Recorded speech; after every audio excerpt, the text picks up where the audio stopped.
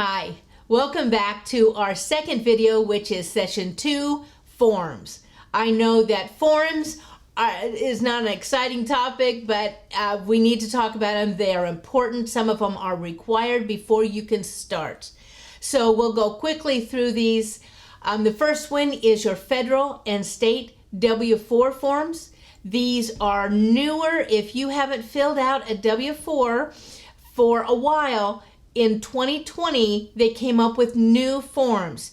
In days gone by, you would say, I'm married with 2, and just call it good.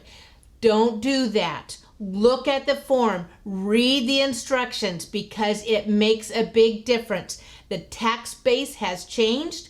You used to put the same thing on the state and federal, not so much anymore. So make sure that you truly look at the instructions and put down the right amount that they're asking of you. So those 2 forms are required. The next one is the I-9. That's from Homeland Security.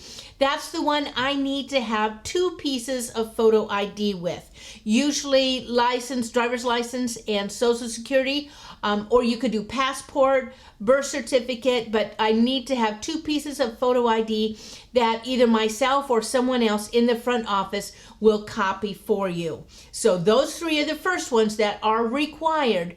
The next one that's required, and again, perhaps you've already done it, is the district email form. We need to get you set up with a district email account because we do much of our communicating through email, not only in your particular building, but from the district to the employees at each building. So it's important that we get you set up with an email account right away. Now the next one is, if you haven't worked for a school district before, you will have to be fingerprinted. Some people say, oh, I've been fingerprinted because I do real estate, or I'm a foster parent, or anything else. I'm sorry, those don't count. It has to be in the Oregon Department of Ed database, and they don't share the different entities. Even if it's a state entity that you have been fingerprinted with, entities don't share. So if you haven't worked for a school district, then you'll have to be fingerprinted. You will see the form there that shows how to go about signing up. You will go online, get an appointment, and do that there. Then the second piece of paper concerning the fingerprints is your authorization for me. It does cost, currently it's $59 that it costs for the fingerprints. I take that out of 3 checks. So you'll see a deduction of $20, $20, and $19. In years to come, that amount may change. It hasn't changed for several years, but in the future, if that changes, that still will be the process. And so that is another requirement. You have to be fingerprinted before you can start your first day of work. Direct deposit form is not a required form, but I kind of wish it was.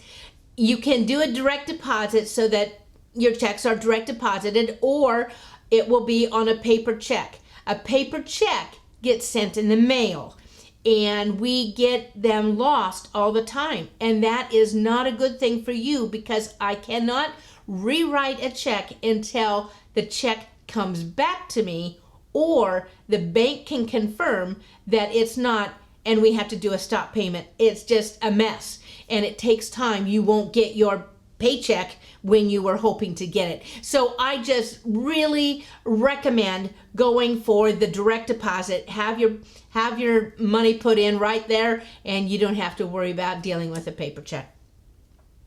The other 2 things are your sick leave verification. One, if you have worked for an Oregon school district, a public school, you have worked for them before, and perhaps you had sick leave on the balance. You left your position and you still had 30 hours of sick leave. Fill out this form. I will send it in, and we will get that 30 hours transferred to Junction City. So that's a cool thing. So you'll want to do that if that pertains to you.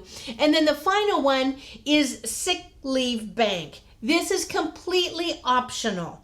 Sick leave bank is, if you are a member of the sick leave bank, you became a member by donating 1 day of your sick leave.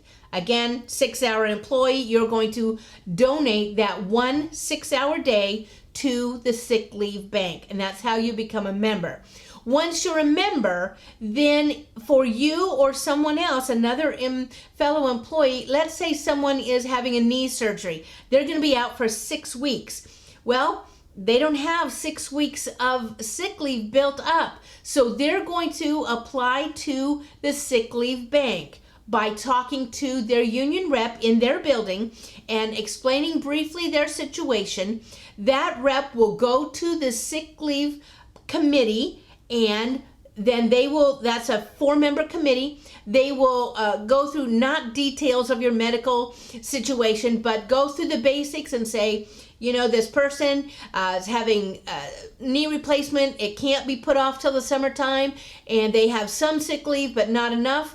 Can the bank forward and cover the rest of their time? So the sick leave bank committee makes that decision, and there you go. That's why you may or may not want to be a part of the sick leave bank. Again, that is optional, but you have 2 times when you can sign up to be on the sick leave bank.